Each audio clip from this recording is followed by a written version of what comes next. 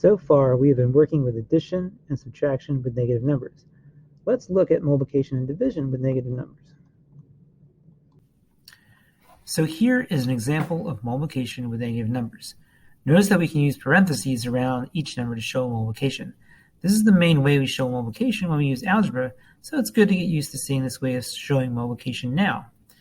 One way to think of this problem is that you owe $5 to 3 people. So if we owe $5 to 3 people, we owe a total of $15. When we owe a certain amount a number of times, we're going to owe. Our answer is going to be negative. Let's do another example. It doesn't matter if the negative number comes first or second.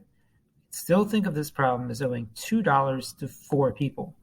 Our answer is that we owe a total of $8 or negative 8. It's similar with division. If we divide a negative number by a positive number, our answer will be negative. We can think of this problem as if we owed a total of $9 to 3 people, how much would we owe each person? We would owe each person 3. Well, we could say our answer would be negative 3. Now, let's do another kind of problem. Here, we're multiplying two negative numbers together. To help us remember what to do, we can think of this as, what if we owed $4 to 3 people, but then those 3 people forgave our debt so that we don't need to pay them back? That's what we can think of when we see the second negative sign. It's like they gave us $12. So in technical terms, when you multiply a negative number by another negative number, our answer is positive. Also, if we divide a negative number by another negative number, then the answer is positive. Here's an example of a division problem with two negative numbers.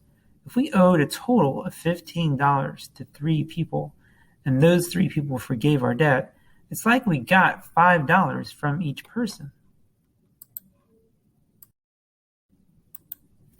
Please note the differences between multiplication and division and addition when working with negative numbers. In the first example, we are multiplying, we owe $5 to 6 people, and those 6 people forgive our debt. So it's like we received $30 total from all of them. So when we're multiplying or dividing with two negative numbers, the answer is going to be positive. In the second example, we owe 5 and then we owe 6 more. So we owe a total of 11. So a negative 5 and a negative 6 is negative 11. We're combining those there. We're not multiplying or dividing. Created using Powtoon.